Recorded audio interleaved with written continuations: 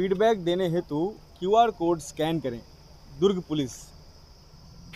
आजकल वैसे भी जो है ज़माना बदल चुका है।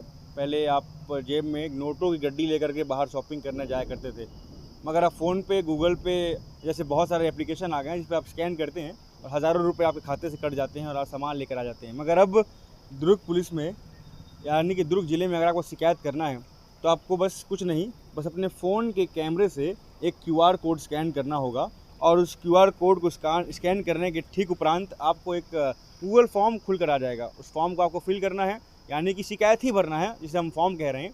उसके बाद शिकायत पहुंच जाएगी जो दुर्ग के सीएसपी हैं निखिल राखेजा, उनके पास, और 24 घंटे के अंदर अंदर उस जो आपने शिकायत दर्ज करवाया होगा उस शिकायत का निराकरण करने की जो दुर्ग पुलिस है वो पूरी कोशिश करेगी। अब ये इनिशिएटिव जो निखिल राखेजा सर ने उठाया है, ये इसका ख्याल उनके दिमाग में कैसे आया ये तो वही बता पाएंगे। तो उनसे बात करने के लिए हम सेक्टर 6 कंट्रोल रूम में आ गए हैं।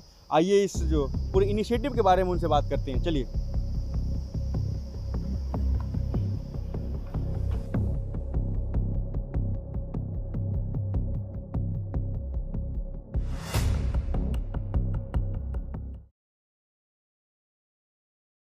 तो आईपीएस निखिल राखेजा सर हमारे साथ बैठे हैं और ये स्कैन जो बारकोड वाला इनिशिएटिव इन्होंने किया, इनिशिएटिव कैसे इनके दिमाग में आया, इनसे बात करते हैं।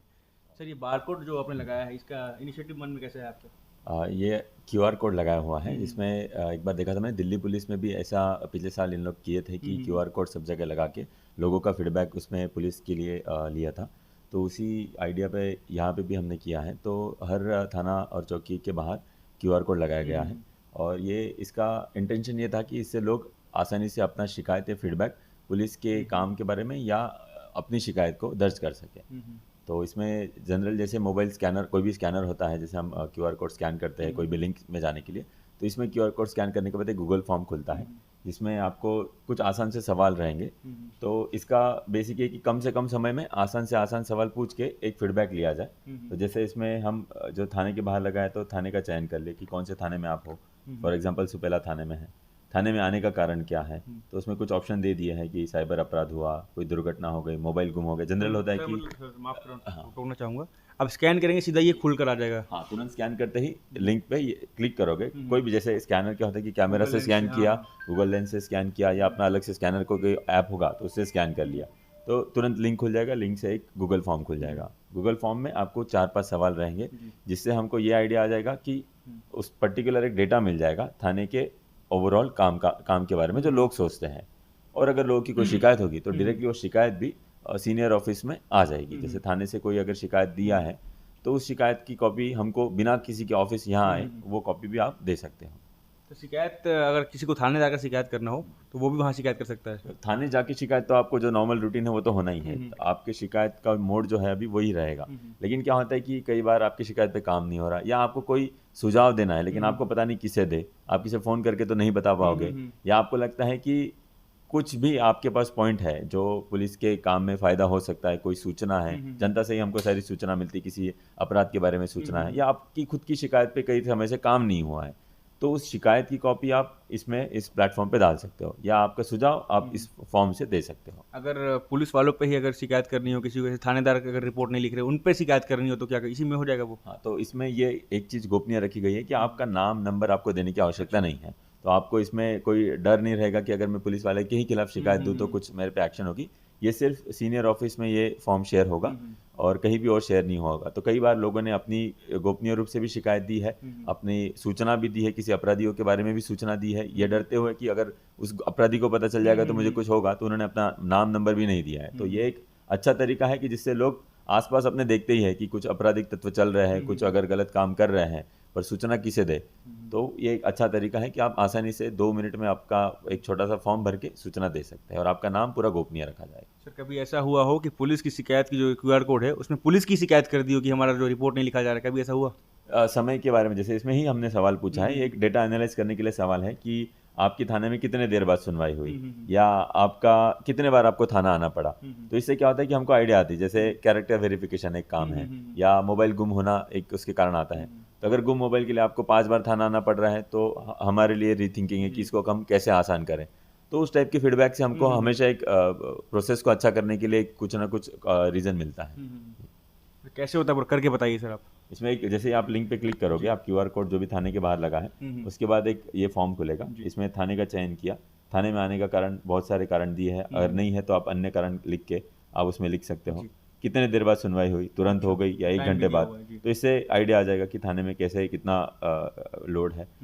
स्टाफ का अनुभव कैसा रहा, तो इसमें 5 ऑप्शन दे दिए, बहुत अच्छे से लेके बहुत बुरा। कितने बार आपको थाना आना पड़ रहा है, 1 बार 2 बार आप टाइप कर सकते हो। क्या आपका प्रकरण जांच में लिया गया, सिंपल से सवाल है कि अगर नहीं लिया गया तो उस पर हम एक्शन लेंगे, अगर ले चुके हैं तो उस पर हम फीडबैक वो देखेंगे कि कितना समय लग रहा है या शिकायत में क्या है। यहाँ पे एक कॉलम रखा है कि आपकी कोई शिकायत या सुझाव है, तो आप आपका सुझाव टाइप कर सकते हो। आप चाहो तो आपकी सुझाव की जो शिकायत की कॉपी है उसको फोटो कॉपी यहाँ पे अपलोड करके दे सकते हो। आप चाहो तो आपका नाम और नंबर दो, या नहीं देना चाहते तो ऑप्शनल है, तो आप सबमिट कर दोगे तो ये पूरा फॉर्म इससे एक अलग से एक गूगल शीट है उसमें चला जाएगा। अब यहाँ पे सबके रिस्पॉन्स आए हुए हैं, ये इतने सारे रिस्पॉन्स है सबके, तो यहाँ से हमने एक डैशबोर्ड बना लिया है जिसमें एक ओवरऑल एनालाइज करने के लिए एक चीज़ मिल जाती है कि जैसे कितने देर बाद सुनवाई हो रही है। अगर बहुत ज़्यादा समय लग रहा है, 1 घंटे बाद किसी, ये अगर कॉलम ज़्यादा बड़ा होता है तो हमें इसमें काम करेंगे। या जैसे अनुभव कैसा रहा, तो अगर इसमें बहुत अच्छा इसमें टॉप में है, अगर बहुत बुरा टॉप है या बुरा टॉप है तो हम इस पर काम करेंगे कि कहाँ वो गलत हो रहा है। इसमें कारण भी हमें समझता है कि किस थाने में किस कारण के लिए लोग आ रहे हैं, तो हम देखेंगे जैसे गुम मोबाइल के लिए 7 लोग का इसमें आया है, तो हम चाहेंगे कि मोबाइल गुम होने पे लोगों को थाने आना ही ना पड़े, वो ऑनलाइन के माध्यम से ही ये अपनी रजिस्टर करते। इससे थाने में कौन से मामले आते हैं ये भी मालूम पड़ जाएगा। हाँ, ये भी आप अगर चाहो तो ये तो एक डैशबोर्ड है, आप चाहो उस हिसाब से इसको बना सकते हो। एक बेसिक मैंने बना लिया है, तो इसमें आप जैसे चाहो जितने, जैसे किस थाने से कौन शिकायत आ रही है, तो जिससे समझ जाएगा कि इस थाने से ज़्यादा आ रही, या तो वहाँ पे शिकायत दिक्कत है या लोग वहाँ पे अच्छे से लगा है तो लोग दे रहे हैं अपनी रिपोर्ट। एक ओवरऑल अपनी प्रोसेस को अच्छा और बेहतर करने के लिए और जनता से फीडबैक लेने के लिए इसको बनाया गया है।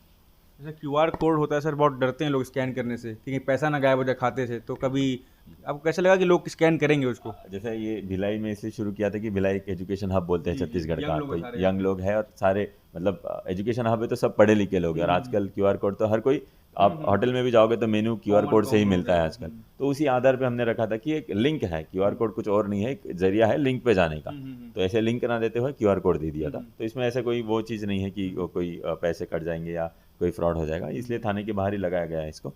तो एक बेसिक लिंक पे जाके गूगल फॉर्म निकलेगा और अपना अनुभव आप इसमें दे सकते हैं। सर कितने महीने हो गए इस स्कैन इस लगा हुए क्यूआर कोड को? इसमें तो काफ़ी अभी जैसे 5 से 6 महीने इस चीज़ को हो गए, जैसे दिसंबर में शुरू किया था, तो इसी का एक ऑल्टरनेटिव भी हमने ट्रेडिशनल मेथड के लिए एक शिकायत पेटी भी हर थाने में चालू कर दी थी कि अगर कोई लोग कंफर्टेबल नहीं है फ़ोन से देने के लिए, तो हम हर तरीका उनको दे रहे हैं कि अपना फीडबैक या अपना सुझाव पुलिस तक पहुँचाए। तो इसके लिए हर थाने के बाहर शिकायत पेटी भी लगाई गई है, जो लिखित में लोग अपनी शिकायत या सुझाव दे सकते हैं। तो शिकायत पेटी के बारे में एक सवाल था, जैसे कि शिकायत पेटी का चाबी होता है वो किसके पास होता है? शिकायत मतलब एक शिकायत का डिवीज़न ही बना दिया है, तो उस डिवीज़न का काम ही है कि इसमें से भी जो शिकायत आती है उसको देख के उसका फीडबैक ले और उस पर अपना एक्शन टेकन रिपोर्ट दे। सेम उसी के लिए भी, उस शिकायत के लिए भी जो बनाए गए हैं, जो नोडल बनाए हैं, उनका काम है कि हर जगह जाके वो शिकायत कलेक्ट करेंगे, संबंधित इंसान को दे के, संबंधित कर्मचारी को दे के उसका पूरा फॉलोअप करा के फिर फाइनल रिपोर्ट मेरे को सबमिट करेगा। तो अगर चाबी थानेदार के पास होगी, अगर उसके खिलाफ शिकायत आती है तो वो तो उसको निकाल कर फेंक देंगे, तो चाबी होती कहाँ पे उसकी? अब ऐसे आपके पास होती है? इसका डिवीजन ही बनाया गया, तो उन्हीं का काम है देखने का। तो ऐसे कोई चीज़ नहीं कि आप किसी की भी शिकायत कर सकते हो, जैसे हमारी भी शिकायत है तो हमारे वरिष्ठ कार्यालय में कर सकते हो। इसलिए एक हर ऑफिस में एक हायरार्की बनाई गई है कि आप जिसके भी खिलाफ शिकायत है तो आप उसके सीनियर ऑफिसर को आप कर सको। एक हम हर तरीके से एक जरिया दे रहे हैं कि आपकी कोई भी शिकायत हो तो अनसुनी ना रहे। आप जो मीडियम में कंफर्टेबल हो, आप ऑफिस आके देना चाहो ऑफिस आके दीजिए, आप ऑनलाइन माध्यम से देना चाहो आप ऑनलाइन दीजिए, आप पेपर शिकायत पेटी में डालना चाहो वैसे दीजिए, या आप थाने में जाके देना चाहो वैसे दीजिए। मतलब एक है कि जनता की कोई भी शिकायत हो तो हर मीडियम, कोई भी मीडियम जो कंफर्टेबल है उससे हमारे तक वो शिकायत पहुंच जाए, यही इसका रीज़न है। 6 महीने हो गए आपने बताया, तो अब तक कितने शिकायत इस माध्यम से मिल गए आपको? इसमें तो अभी ज़्यादा नहीं आ पाए, 70-80 कुछ शिकायत आई है जो 4-5 थाने चौकी में लगाया हुआ है, और शिकायत पेटी में भी शिकायत आते रहती है, हर वीक उसको पूरा देखा जाता है, पूरा उसका फॉलोअप किया जाता है, तो हर माध्यम से शिकायत आते रहती है। सर 6 महीने में 60-70 आपने बताया, तो लोग क्या स्कैन करने से डर रहे हैं कि खाते से पैसा ना गायब हो जाए? अब इसका ये भी है कि इतने ज़्यादा लोग थाने मतलब उस टाइप का शिकायत लेके या उनका शिकायत का समाधान वही हो जाता है, मतलब इसके हर पहलू है। तो जो जिस मीडियम से कंफर्टेबल है, या तो इससे कंफर्टेबल नहीं होंगे, या थाने में ही जो शिकायत दे रहे हैं उससे ही उनका समाधान हो जा रहा है, या ऑफलाइन माध्यम से भी हमारे पास आते ही है, ऑफिस में आता है। तो अलग अलग जरिए सबका अपना एक वो है कि यहाँ पे इतनी आ रही तो कई और जगह पे ज़्यादा है, तो हम सिर्फ एक मीडियम प्रोवाइड किए इसके लिए। सर, पीडीओ से पुलिस के ऊपर आरोप लगती है कि पुलिस एफआईआर जल्दी नहीं लिखते, तो ऐसा आरोप क्यों लगता है? नहीं, ऐसा मतलब ये हर जगह का अपना अलग होगा। आप छत्तीसगढ़ पुलिस और अलग प्रदेश की पुलिस अलग अलग होगी, सबका अपना अलग है। तो हर चीज़ का क्या उसमें समस्या है, समस्या के बाद ही मतलब उसमें देखा जाएगा कि अगर अपराध बनता है तब एफआईआर होती है, या तो हमारे इसमें होता है ना कि जब संज्ञेय अपराध है तो एफआईआर होती है, असंज्ञेय है तो उसको न्यायालय माननीय न्यायालय में जाने की उसको राय दी जाती है। तो आप किसी पुलिस को जनरलाइज नहीं कर सकते हो। दुर्ग पुलिस भी इतर जिलों की पुलिस से अलग होगी, तो हर पुलिस स्टेशन और सबकी अलग अलग होती है। तो ये हमारे साथ थे आईपीएस निखिल राकेजा। ये जो स्कैनर है, जो क्यूआर कोड का जो इनिशिएटिव था इनकी ओर से बनाया गया था, और काफ़ी लोग इस पे भागीदारी भी ले रहे हैं, स्कैन कर रहे हैं, अपनी शिकायतें दे रहे हैं। जैसा कि इन्होंने बताया कि जो शिकायत होती है वो सीधा इन्हीं के पास आती है, कोई थानेदार का इसमें हस्तक्षेप नहीं होता। और अगर आपको थानेदार के खिलाफ भी शिकायत करनी है तो आप उसके खिलाफ भी शिकायत कर सकते हैं, उस पर भी कार्रवाई की जाएगी। इस तरह के अन्य अपडेट्स के लिए हमारे चैनल केपी न्यूज़ को देखते रहिए। धन्यवाद।